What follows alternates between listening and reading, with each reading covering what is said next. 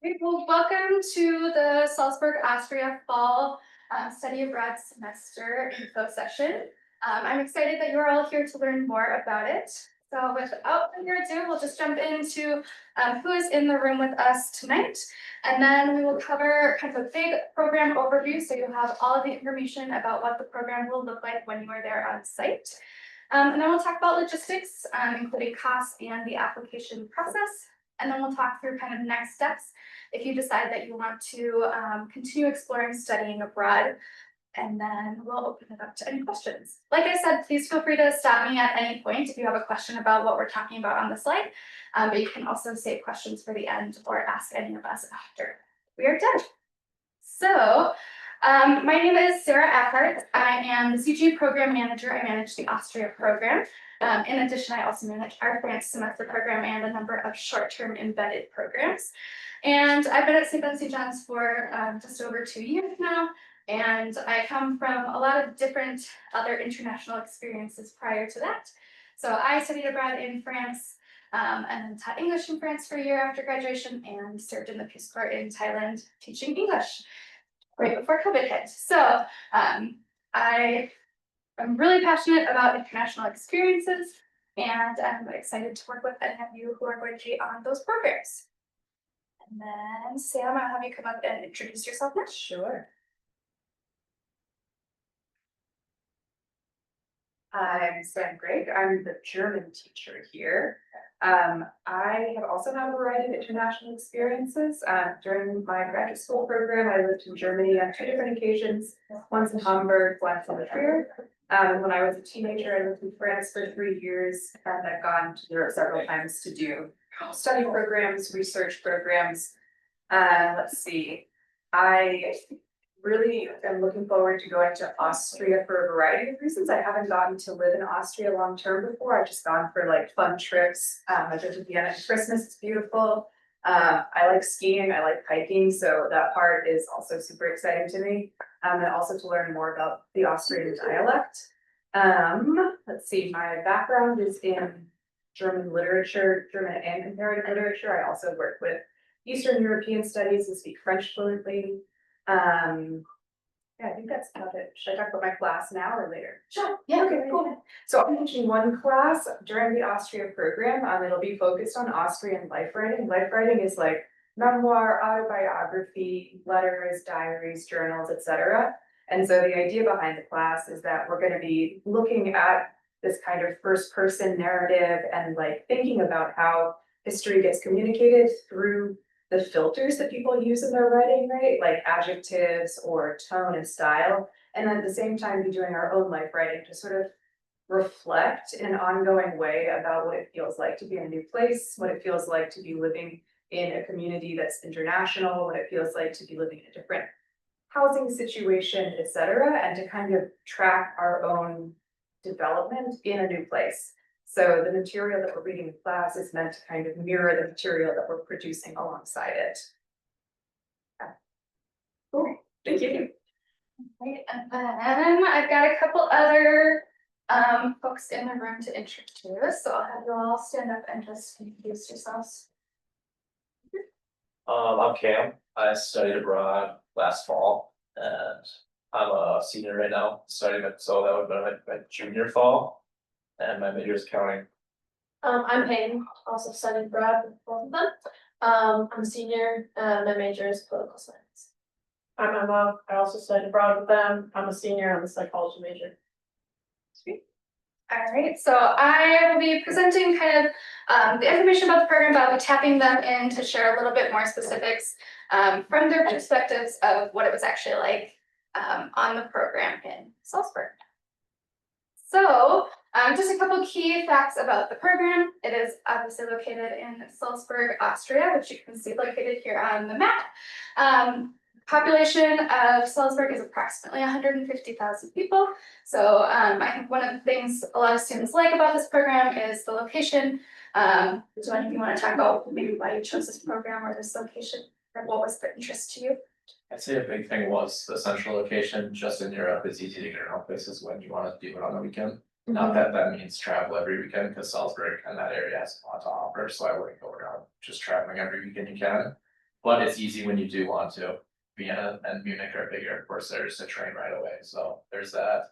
Then I really like the calm, like small city atmosphere rather than, I mean, we also went to Rome, and Rome is really hectic compared to Salzburg, so it's really quiet, and I really enjoy that. Yeah, I think it's kind of a small town feel and it's also very safe, like compared to other places. I never felt unsafe or uncomfortable walking alone at night or anything, like I felt secure there. And yeah, there's like, it's a beautiful spot, like the Alps are literally out the window, it's gorgeous, so. That's kind of why I chose it too, I like to hike and be outside, so. Yeah, I also feel like there's just so much to do around there, whether it be like museums, places to eat. There's like a fortress that you see a lot of times posted on like when you look up a picture of Salzburg. There's that fortress, there's also just so many places to go and hike, so I feel like there's just not a shortage of things you can do there. So, thank you. And so our institution or partner that we work with on site is AIFS, so American Institute for Foreign Study. So you'll learn a little bit more about them in just a slide. So when you go on this program, it's what we call a study center based program. So you would take all of your classes at the AIFS Study Center. So you'd be taking classes with not only your CSB and SJU cohort of students, but also other US students who are studying in Salzburg. And so this is what that study center location looks like. So you can see it's located in a commercial building. There's a number of shops and grocery stores and things right underneath, restaurants, cafes, all of that. And the study center is pretty small. I think it's probably a different academic experience than what you're used to here at St. Vincent St. John's. But there are a number of classrooms, some study spaces, some places where you can hang out and have some lunch, any of that. But this is where you would be going to take all of your classes while you're there. Anything to add on that? I think it's a good location. There's like you said, there's a lot of grocery stores right below and the gym's really close as well, so you can literally just go, yeah, like go to class and then go to Hofer, which is Aldi. That's basically what we did every day. It's just really, really convenient location, and like, the study center is probably, it's like 4 classrooms maybe. Yeah. And like a little like library, so it's nothing big, it's on like the 3rd floor of a business complex building, so. It's nothing crazy, it's a lot different than what we have here, but you go to class for, maybe you have 2 classes a day, so it's not a big deal. Yeah, and it's only like a 10-minute bus ride from the dorm, so it's really close, and it also just gives you like, you're still in Salzburg and then you get to explore like another area of Salzburg, which was something I liked. Cause there's some things that we did in class and that I just did on my own that are like right around the study center, so I feel like it exposes you to another part of the city. Yeah, when you go down there, that's like, it seems like more of a modernized, like. More like business based, like area of the town rather than where your dorm is gonna be, it's more of the old town where it's like. All the buildings are old and it's gonna be a lot of like shops and restaurants. So continuing along, the academic program. So as Sam mentioned, you would take the CSB SJU Study Abroad Seminar course with Sam. That is required as part of the program. But then you would also select from the other electives available at the AIFS Study Center. So this is a list of the current courses. As you're looking at study abroad programs, you can look at the courses available, and in the Austria program, these are pretty typically offered year to year. There might be very slight variations. So just as you're doing some planning, if you have questions about what will or will not be available, please feel free to reach out to me directly and we can have a conversation about that. But on this program, you can complete a number of designations. So your artistic expression designation, your human experience designation, there's a number of courses that fulfill each of those, as well as a few others that I'm now forgetting. And so I encourage you to check out on the global portal what all is listed and what designations they're listed under. You also have the opportunity to take German language while you are there. It's offered at any level, so from complete beginner to advanced, so you don't have to have any previous experience, you don't have to have any German experience to go on this program either.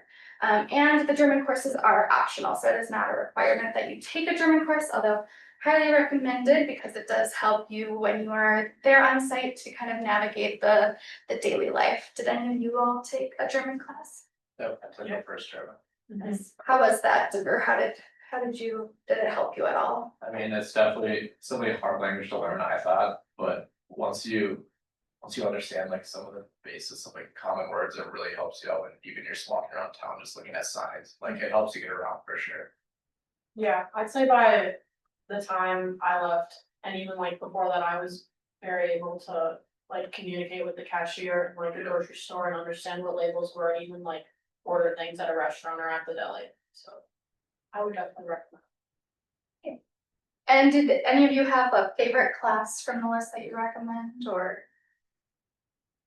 My favorite was probably the art and architecture class, because you get to go on a lot of excursions and see a lot of really beautiful like churches and artwork and just other places. And the professor was awesome, very fun.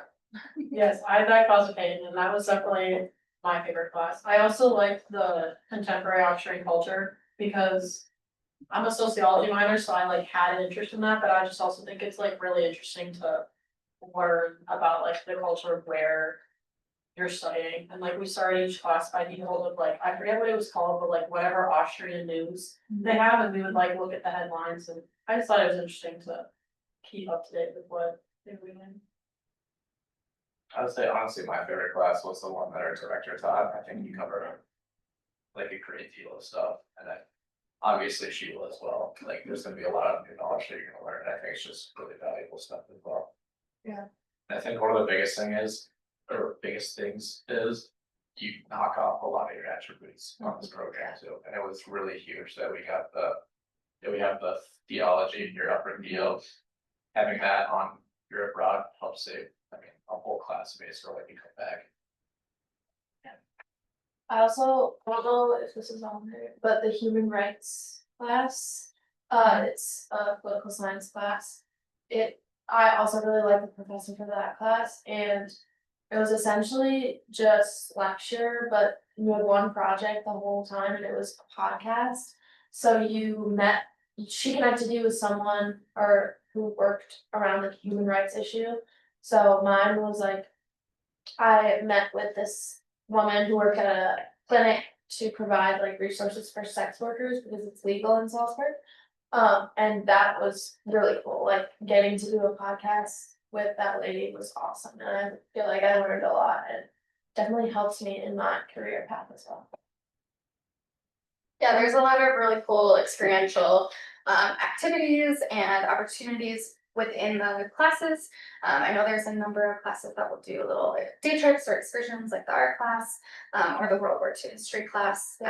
So there's just a lot of really cool things that you can do when you are abroad on site that are get to learn about it and then literally step outside your door and see it. So thank you. Next, we'll talk about housing. So as I mentioned, the dorms are kind of located in, typically in the Old Town area. Students on this program live in a residence hall. It's typically in a double room with a CSB or SJU roommate. And then you have a bathroom en suite. So a bathroom just for the two of you to share that is attached to your bedroom. And so you can see some photos of typical rooms. Now I know in this current dorm that students have been in, each room looks a little bit differently, so it might not look exactly like this just because it is an old historic building. So things are a little bit smaller, look a little different in each one. It's not as standardized as you have in an American style dorm. So that is the kind of the bedroom, bathroom space, and then on each floor there is a shared kitchen. So students on this program, you'll cook all your own meals, and you can do that in the kitchen. And then there's also like shared space where you can, private space where you can lock away like dishes or little locked like refrigerator area. It's a very cool setup actually. And so you can use this space. There's lounge spaces. There's like a really cool roof, laundry facilities, Wi-Fi available, all of that good stuff. Anything you guys want to share about the dorms for kind of your process there? I would say everything's actually pretty convenient. It looks small, but honestly, when it comes to the rooms, you're not in your room that much at all. I barely ever found myself in my room unless I'm sleeping, but. Yeah, I just wouldn't be worried about like the rooms looking small or like things looking cramped, because it's really, that's the last thing I'm worried about, and it hasn't been a big deal at all. The only thing that. May run into some, or may cause some trouble for you is the laundry situation. Just because the building has one washer, one dryer, but if you just time your laundry out and you. Make sure that you go grab your laundry when it's done, then it's not that big a deal, in hindsight, it's not that. much of a problem. Yeah, What was the shared kitchen like? Is that a pain to like work around people making food?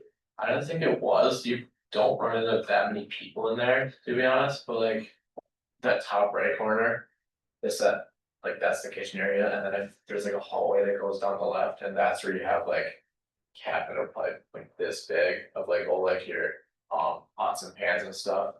And then you probably have a refrigerator probably like this big. And it's probably like this deep, but you can store your stuff in it, so. I didn't find it that big a deal at all.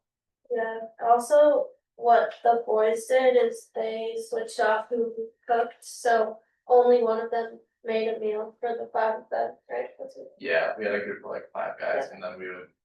Just switch off dinner every night, so one guy would make dinner for 5. Which Yeah. was super nice, cause then it wasn't 5. Yeah, that makes it a lot easier, for sure. And some of us girls did that too, like we would share. But I don't really think it was that much of an issue either. And honestly, when there was other people in there, we got to know them and made friends with them. Yeah, that does help them. Great. And did you ever go like out to eat, or what was kind of the ratio in terms of like cooking, going out, all of that? I think that I tried to, save money when kind of like eating out best I could, but it is really tempting, and there's a lot of great places around there, so I probably. When I'm in town and just like during the school week, I'd probably go to eat maybe once a week or something, once a week or so. But then there's also really cheap like kebab spots that are €7 for lunch, and that'll fill you up, so it's not like crazy expensive if you wanna eat out, but you can rack up quick if you really want to. Yeah, I feel like we kind of ate out a lot, like us girls, but honestly, sometimes I found it was like the same price as just getting a meal at Hofer, just all over the place. So, but the nice thing about the grocery stores is like everything comes in like single serve, so it's like the perfect portion sizes for you to just make dinner everywhere. So that was really nice, and yeah, the restaurants in Salzburg are really good, like they're certain, and they're very diverse too, like you'll find a lot of different cuisines, and it's pretty cheap for the most part. Yeah, I'd say eating out at like restaurants for dinner and stuff I did like about once a week, but it's also sometimes for breakfast, I would go and grab like a croissant and it would be like. Less than $1, so that's very affordable, and even just at lunch, they have like sandwiches and stuff that would be €2-3, which is like $2-3, so. There's definitely ways to. Eat out and also save money. Yeah, you can see, I forgot I have this slide as well. A few more images of what Pam was talking about, kind of that hallway with the cabinets where you can store pots, pans, things like that. And then this one here on the right is the refrigerated section. The lock. So, oh, I did forget to mention, so no meals and food are included in the program fee. So as you're looking at costs for different study abroad programs, you'll want to pay attention to that and then budget for that as part of your overall budget for the program. So you'll purchase and cook your own food, just like they were done. And then there are some good exercise opportunities for you in Salzburg. So obviously due to the location, lots of good hiking, lots of good just walking, biking, all of that outside. I know the AIFS team has previously helped students like buy and then resell their bikes back. So if that would be something that you would be interested in doing during your semester there, that is a possibility. And then I do know there's also a gym that students have used. Were you one of the students? Yeah. So the gym is really convenient because it's down closer by the school. It's actually the university gym for the University of Salzburg. So it's mainly people your age and sometimes professors, so I wouldn't feel like pressure when you go in there by any means, but. It's really easy because it's just down by the school, it's like 2 more stops farther south. And then the gym is right above like a bigger grocery store has a lot more options than like some of the smaller ones by the school, so that also helps a lot. But yeah, gym's nice, I would say, compared to St. John's, better than St. John's. And it was like 70 years or something. Yeah, I wanna say it was For the whole maybe semester? like 80 or so, Yeah. cause you go through AIFS and they help set you up with the gym. Yeah, also you don't have to get just a gym membership, you can get like classes, so if you wanted to do like yoga or Pilates or something, you can get a membership for that. And it also has sauna, which is nice. Yeah. And you can't see it as well in like the picture, but on the very far right, the windows, it has like. I think it's like a beautiful view of like a mountain, so when you're like over in like the dumbbell area or on like a treadmill, it was just like running with like a mountain view, which you just like can't. All right, and so continuing right along, so other things included in the program. We do have a number of excursions that are included in the program fee. So that includes our CSB SJU weekend excursion, and then a Vienna weekend excursion with AIFS and an Innsbruck day trip. And then there are currently 2 additional excursions offered through AIFS that students can choose to opt into.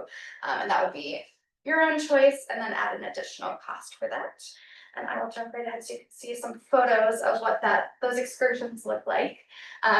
So the first excursion happens usually the second weekend that you are in Austria, and it is just the CSB SJU cohort.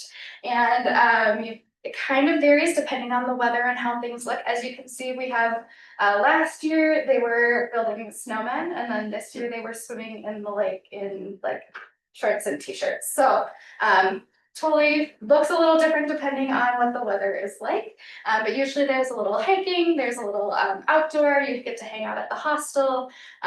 They usually plan some sort of other excursions like the salt mines, things like that. And so it's just a really great chance for you all to get to know each other and kind of learn a little bit about the area that you'll be in. Do you want to talk about what that excursion was like for you all? Yeah, I think it was nice that, honestly, cause just so it's so early, just cause it's so early, like, I know I wasn't close to either of these two, like, I barely ever talked to you, but then it was the second weekend, so like everybody got really close. You spend your time in this hostel and then you go on these trips together, you're exploring new things together, and everything's just amazing, everything on this is amazing, so it's just a really cool experience. Yeah, we got stuck with the snow, which was kind of a blessing actually, because we got to do some different things, like we weren't supposed to go to the salt mines and that ended up being super cool. And the snow picture, like we got to walk around this lake and it was beautiful with the snow. The hostel was awesome, like we played volleyball for like hours. Yeah. We all hung out, hot chocolate was really good there, and then we also went to like a water park, it was like an indoor, kind of a little bit outdoor water park, that was really fun. So yeah, this was like one of my favorite trips for sure. Yeah, I like the water park a lot because there was like an outside component to it and like the water, I mean, it was heated obviously, but it was like just really cool because it was like the heated water park and then there was like snow and like mountains all around you, so I thought that was really cool. And I don't know, I just like sending pictures to my parents and like first week of September being like, I just built a snowman and they were like, okay, so what are you doing? And yeah, so. So that is the first excursion that's included on the program. The second is the AIFS Vienna weekend. So you and then all of the other students who are studying at the AIFS Study Center would take a bus over to Vienna and you get to do a little bit of a tour of the city. You get to visit some museums.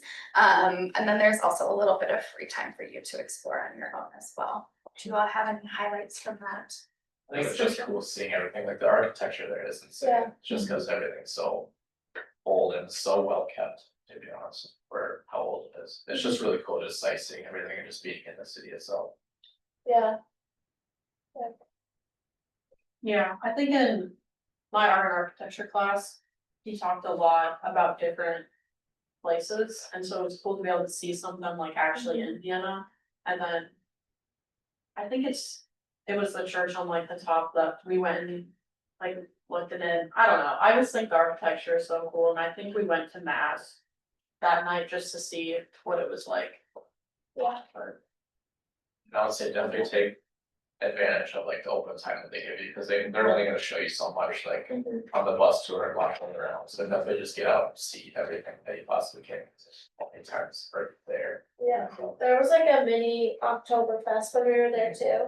And then there was this whole like park, like theme park, fair, I guess, like, and it was very permanently, I'm pretty sure. So if you go to that, that was actually really fun.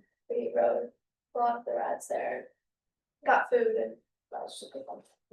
No idea what it was called or where Yeah, it was, but we literally just stumbled upon it and once you start stayed walking there around, for you 4 can o'clock. find stuff. So. Yeah. I just thought of another highlight from mine, it was the Austrian National Library, which. Okay, yes, it might not sound super interesting, but I don't know, I just thought it was like beautiful, and it was like, I would just like stand up there and I like had to find something to like hold on to, because you're just like looking up the whole time, because like. The paintings and murals are just beautiful, and it reminded me of like in Beauty and the Beast when he has like that huge library, but I don't know, I've never seen anything like that. Okay. Can I jump in? Yeah. Another cool thing about Vienna is that there's like the big museums that are easy to find, and then there's quirky, weird little museums that are like tucked in between in random places. The first time I was in Vienna, I went to the International Spy Museum, and it was basically like stories and paraphernalia that got picked up by the Cold War because Austria was right in the middle of East and West. And people just like collected stuff, put together stories, and turned it into a museum. So it's kind of like you feel like you're in an action movie from the Cold War, but it's also a museum. So there's fun stuff like that in the arts district. Almost not enough time for all the things that you can do in Vienna. That's awesome. And then the final one is the Innsbruck day trip. So that one would just be a quick little jaunt away from Salzburg. Do you want to talk about that? What was that like? Or did you go on it? I know sometimes. I went with my family, the same day that everyone else went though, but, this was my favorite place I went in Austria. And one of my favorite places in general. The hiking there was amazing. We hiked to the top of it, like the highest point you can go. And the view was genuinely like the prettiest thing I've ever seen in my life. And you can also take a cable car if you don't wanna hike it. It was a little spendy, I think, but if you can hike, you should. It was snowing when we did it too, so it was fun. And yeah, it's just a cute little town, and there was Christmas markets, and it was just really cool. Yeah, because you go towards the end of the trip, the Christmas markets are there, and so, I don't know, I was a big fan of going to the Christmas markets, so I liked being able to like see them, but. I mean, even just like in these pictures, the view was just beautiful, and I just think anytime I see a mountain, it's just like amazing, and yeah, I don't know, I felt like. It was a smaller town, so it was just kind of nice to go somewhere a little quieter and explore. And then in addition to those which are included already in the program cost, there are a couple extra excursions you can opt into. So AIFS does organize a Prague weekend, which would be a 3 days, 2 nights. They would provide all the transportation, the hotel, all of that, a guided tour and a visit. And then there is the Munich day trip. So I know a number of our students opt not to do that because it is fairly easy to get to Munich on your own for a little less money. So that can be something that you can decide once you have that information if you would like to join in on those. And then as we were talking about, some of the classes also do occasionally have day trips or excursions or other things that you can join on as well for an optional fee or for an additional fee. So for example, the World War II class often goes to Mauthausen, the concentration camp, which is a really cool experience. So sometimes if there's space, they'll open it up so other students at AIFS or on our program can join. So. But in addition to kind of those larger excursions, there are also smaller cultural activities that plans and organizes during kind of the orientation, but then also throughout the semester. So these are just a list of some of the possible activities they might do. It kind of changes depending on what's available, what students are interested in, that kind of thing. So typically they'll do like a guided city tour earlier in the program. You can visit Helburn Palace and the Trek water fountains. I know you all did like a sausage cart tasting. There's pastry tasting, going to hockey games. There's like all sorts of things, and they try to plan something like every week or so. Did you have a favorite activity that you all did while you were there? Honestly, I thought I am not this type of guy at all, but we watched the orchestra one day, and it was actually some of the coolest thing I've ever seen. The pianist was insane. I've never, yeah, but I don't know, I thought it was really interesting, and I previously wasn't interested in anything like that. It was that, and also the Mozart dinner was really cool. It was so unique, because you were eating and there was this guy that was Mozart singing and like running around the dining. It's really interesting, but you should take advantage of almost all of them. Yeah. Whenever you can go. Go to as many of these as you can, you will not regret it, all of them were really fun, I really like the trick fountains. We went, you'll go there if you take the art and architecture class, but I thought that was really, really cool.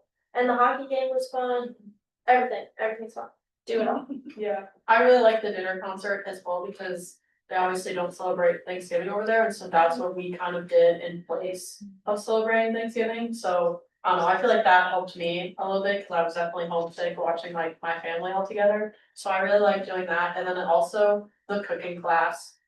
Which is like the picture above, we made apple strudel, and then we got to goulash, yeah, then we ate goulash soup after, and it was just like so good, and I don't know. I'm like a foodie and love like learning about those things, and so being able to cook and try that, cause that's just like a staple dessert in Austria. I don't know. Yeah, so there will be a number of activities that you can join from AIFS. Sam, as faculty director, and students will also plan to do some activities like that. So lots of fun things to look forward to, in addition to class and excursions while you are there. All right, alum highlights. What do you say the top 3 reasons students should choose to study in Austria? I think this might go hand in hand, or I might just take an answer from somebody in the process, but I would say location also paired with like the size of the city. I can't stress enough how happy I am that I went to Salzburg rather than Rome or London, or I didn't make it to Athens, Greece, but being in Rome and London, it was such a breath of fresh air coming back to Salzburg, where it's just a lot more quiet and it's not chaotic, and there's less going on, and it's really easy to get around. And even traveling in those places, like I said, Munich's an hour train ride, I think Vienna's an hour and a half train ride, and those are the big airports that you're gonna fly out of for pretty cheap too. I think we went to London and back for $75 round trip, so. I would say that's my biggest thing. For me, if you like being outdoors, if you like hiking, nature, that's a big reason I chose Salzburg, because you're in the mountains, you can, like, the street you'll live on, you can literally hike up the side of the mountain, like, right next, like, you can see it outside your window and you can go hike it every day if you want to, like, it's just very beautiful, and yeah, also the size, I agree, is part of it, and My answer goes like semi hand in hand, but like, I think the scenery, because when I went to Rome, I remember that's where all of my friends went, and I remember after coming back from that like weekend trip, I was like, I'm so glad that I went and did my own thing.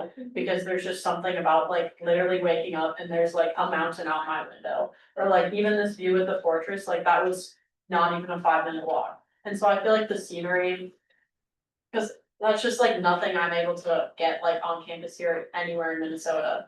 And so that just like the scenery and everything you can do with it, and also I just think like the fact that the program is in Salzburg, like I went after high school on like a little school trip and we stopped in Salzburg for a day, and I loved it so much for that one day that's why I like came back and chose this program.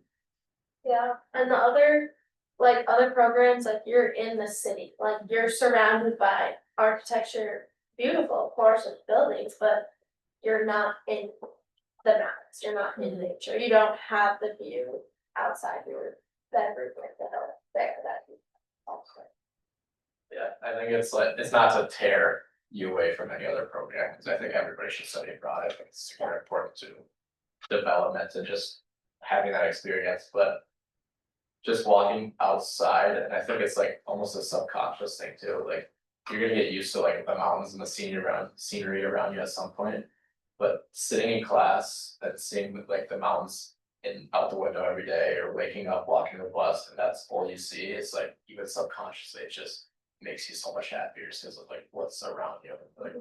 You're gonna miss it when you come back too. I got back and the plane landed in Minneapolis, and it was like fields, they were all dead. Yeah. So, yeah. It's just something you don't have here at all, so it's really nice to have all of that scenery. Yes. Great, all awesome reasons to choose Austria. All right, moving away from kind of the fun aspects, but moving on to some of the logistics, but also important things to consider as you're looking at study abroad programs. First, cost and finance. So it might be a little hard to read on the screen, but this is our program cost sheet from the current fall 2025 semester. We do not have our current numbers yet for the fall 26, but we do anticipate it remaining roughly the same, with an increase of about 3 to 5% is pretty typical, just due to inflation and all of those good things. So as you're looking at that, you can use that as kind of a rough guide for figuring out what the cost of study abroad might be for you. Just to give you kind of a breakdown of how this is laid out, the top part is section A, the program fee. So anything listed on there, so the St. Ben and St. John's tuition, and then the education abroad program fee, that is what will go on your St. Ben's or St. John's student bill. And anything that is on there, you can use the scholarships, the funding, the grants, the aid, any of that you normally receive here on campus can apply to those overall costs. You will not pay the on-campus like housing and meal plan that you would typically pay, because that is included in the program fee, or in this one, it's not included because you don't have meals, but it's included in like our estimate down here. And so any of that can be applied towards the program fee portion.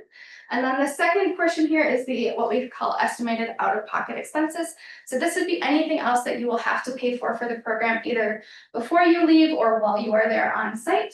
So that includes things like the application fee, airfare, if you need to apply for a passport, if you have to pay for meals and any personal expenses, toiletries, any travel you want to do, all of that is kind of an estimated here. And that is taken from what students who have been on the program have told us they roughly spent on each of those categories. And so as you're looking at this sheet, do bear in mind that the second section can fluctuate depending on your own spending habits or personal budget. So you can spend as much or little on some of these items like meals and like personal travel as you want.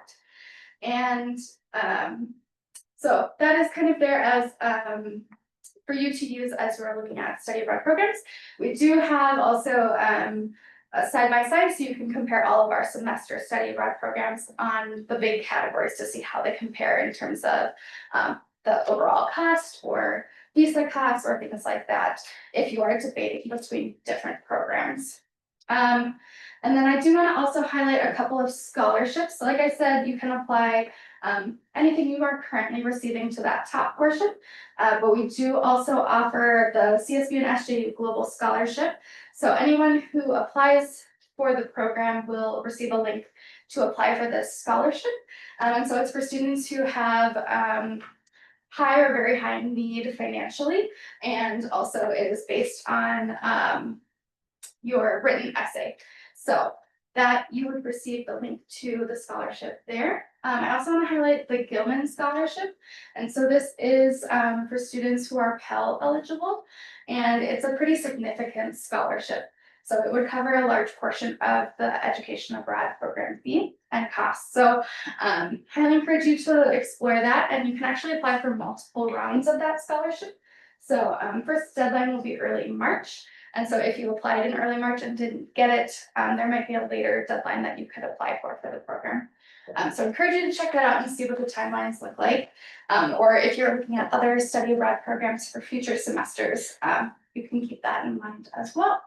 And then there are lots of other scholarships, external, and so please inquire with CGE or explore our pages on my CSBSGU to get more info about what that looks like. Any questions on CAS? I know this is often a big one that raises questions. So just give a pause there. And if you have questions after, you can feel free to ask me as well. Oh, and I did mention the application fee.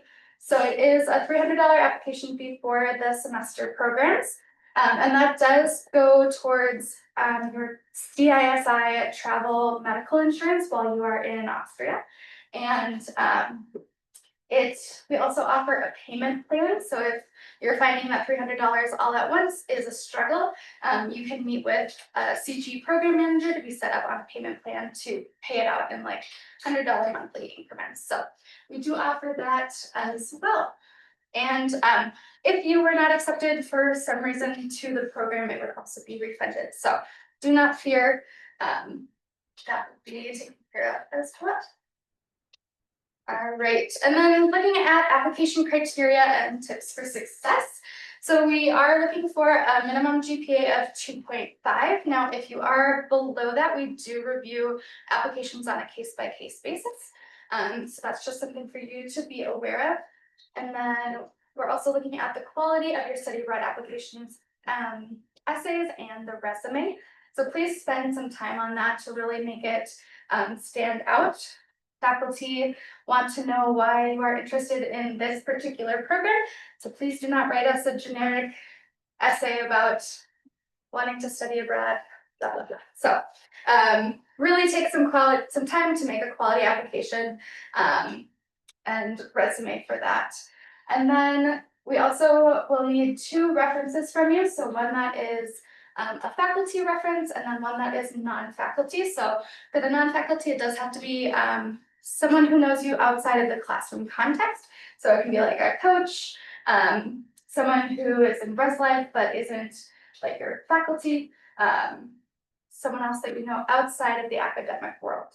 And then in addition to that, we are looking at conduct. So anyone who is currently on disciplinary probation, your acceptance to the program could be affected, or if there has been like significant conduct in the past. So just a heads up, there is a place to disclose that on the application. So I do encourage you to put that there because we do talk with the Deans of Students Office, so we do get information about that. So please just make sure to disclose it, and there will be a place to talk about, you know, what you've learned from that experience as well. So might not completely, depending on what it is, it might affect or it might not. So just disclose it so then we can know how to review the application. And then in addition to that, there's also a study abroad interview. So you will do that with Sam as the director. And so after the application deadline, you would receive a message from her, and then she would tell you how to sign up for that. And it would happen within typically that week and a half after, and then you would know the decisions shortly after the end of that. And then just a reminder, your preparation and enthusiasm for the program matter as well. So these are all things to be thinking about, and encourage you to start your application as soon as possible. So in terms of next steps, like I talked about looking at that cost sheet, please explore the costs, the scholarships, the financing. It's really important to have a plan for funding your study abroad experience and starting that now, so you don't run into any issues when you're on site and suddenly you are out of money to buy food and all of those things. So make a budget, make a plan, and stick to it. You will want to log into our CSB and SJU Global Portal if you have not already.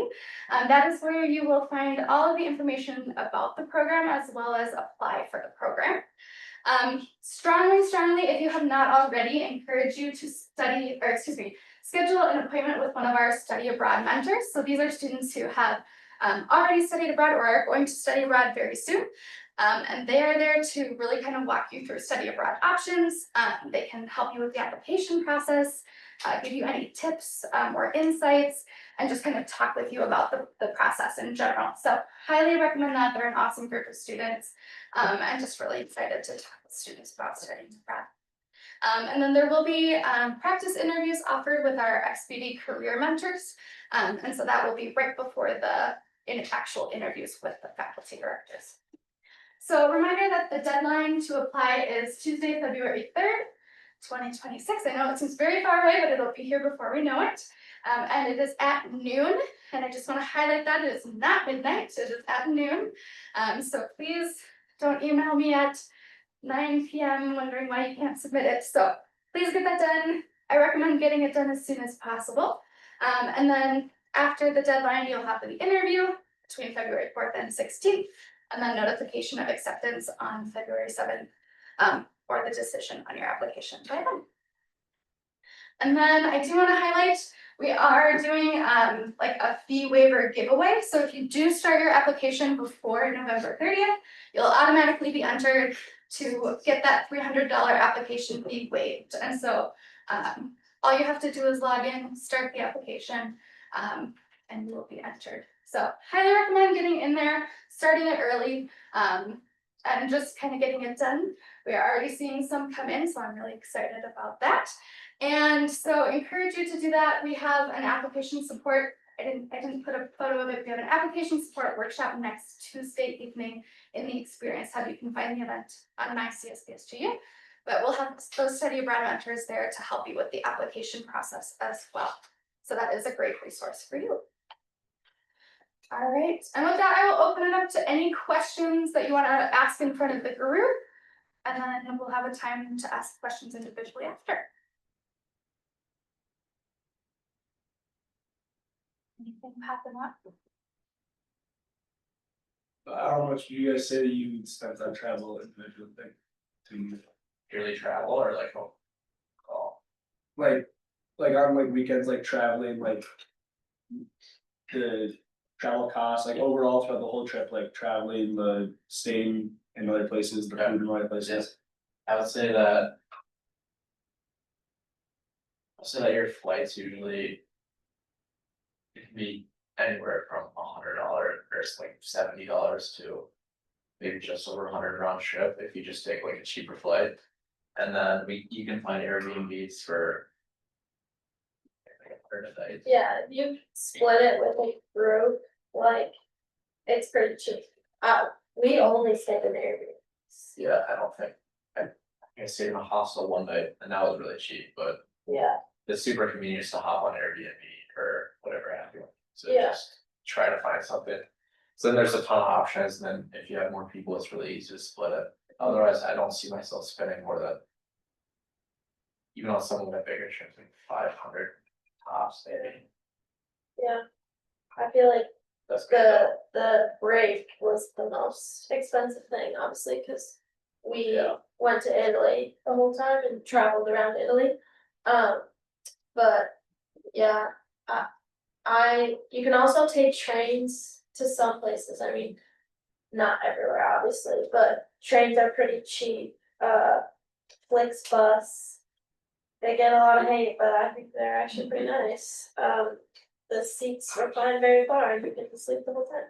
Like, we took a bus to Prague and it was like 9 hours, I think. It was bad. And it was probably $20. Yeah. I think my most expensive ones. Our like weekend trips were probably like I was spending more than $500. I'd say we did the same thing. Us guys, we decided we wanted to wing fall break. We just booked a one-way to Naples, Italy. And then we just hopped on a train to just Sorrento, Positano on the boat, and then we just trained all the way up through. Spent 3 days in Rome, went to Florence. And then I would say definitely have a plan. We didn't have a plan, but definitely have a plan when you go. Then we ended up being stranded in Florence, and the only way to get back was like had to be 14 hours bus ride to Ljubljana, Slovenia, and then on So definitely wasn't planned, because it gets a little expensive when you book stuff last minute, but You can do it for really cheap, it's not that crazy. So, like overall throughout the whole semester, how much roughly do you think you spend? Probably on travel upwards of. Weekend travel, probably like two grand maybe. And that's just like, that's all the activities when you're there too, that's not purely just getting there and getting back and hotels and stuff. It's also just going out of town at night and then buying souvenirs and all that stuff. Yeah, and shopping. Girls like to shop a lot more than guys did, so they might have spent more money in that aspect of it. I also did a lot more trains than I did flights, like I only had 2 flights when I went to Rome and then Spain. And like Spain was the most expensive flight, but I did a lot of trains, and it was like a 6-hour train to Budapest was $30, so. Yeah, I didn't think it was like, I thought it was pretty reasonable, and it's definitely more than I spend on travel like here in school, but. I also definitely was like, I'm never gonna get to do this again, so I think it definitely does seem costly at first, but I don't regret a single trip. Once you're there, you're gonna find yourself rationalizing the prices a lot more. Yeah, Cause you're never gonna get the chance again. I think you have to go in there expecting to spend a lot of money, Yeah, so. You can just get past that, I think you're a lot better too. and I think that's why we tried to stick to like eating out. Just if I was like gonna go to Spain for a weekend, then yeah, I was gonna cook all my meals at home that week during school, so then I would have a little more saved up for Spain. Or if I was like gonna just stay around Austria, then I'd be like, oh yeah, like I could go out for a nice dinner in the middle of the week, cause it'll be a cheaper weekend. So there's definitely ways to like save and budget the money. Where's the best place you guys went? Outside of Austria or. I guess all around, what was the best places to go and what was like the best experiences? my favorite places I went, one of them was Prague. The architecture there was just beautiful. It was very medieval and it was just really fun. The nightlife was super fun there. I've been there twice now. I was at like just there like 2 weeks ago and it was even better this time. There's a lot of excursions that you can do too, like we did like a medieval dinner, which was really fun. The castle there is beautiful. It's just there's so much to do and that I would compare it to Salzburg too. I think they're pretty similar.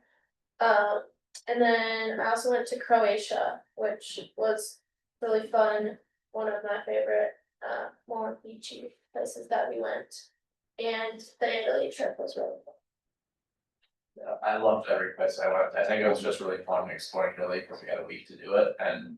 If you're gonna take one longer trip, I would really recommend going to like Sorrento, it's on the Amalfi Coast down in Italy, I think it's awesome down there.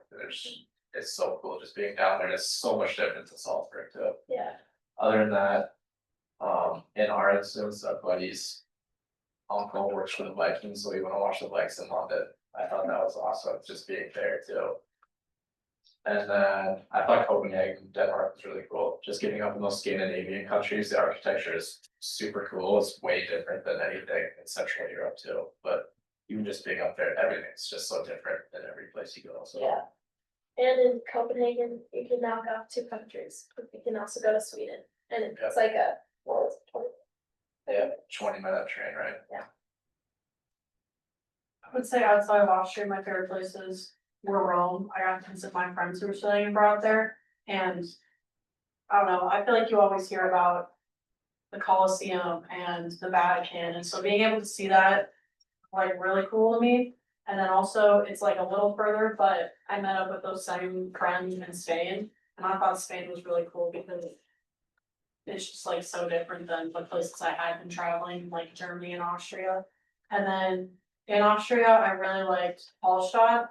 It's just like a very quiet, small town, and it's like, I just thought it was beautiful. Like I still think about it to this day, because it was just kind of, it's not like a valley, I wouldn't say, but it's like has mountains all around it.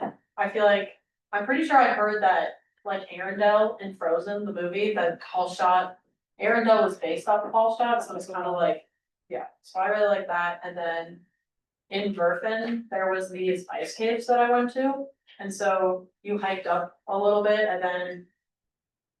You were just like literally in this cave and it was like all these different ice formations and it was pitch black in there, so you just had like a little lantern, so I thought that was. Also hiking a mountain, I did hike the Untersberg mountain. I would recommend, there were some trials with it, but we got through it, but yeah. I will wrap it up because we are at just an hour now, so if you do have any other questions, please feel free to come and talk to anyone on Sam or myself after, but thank you all so much for coming to the info session.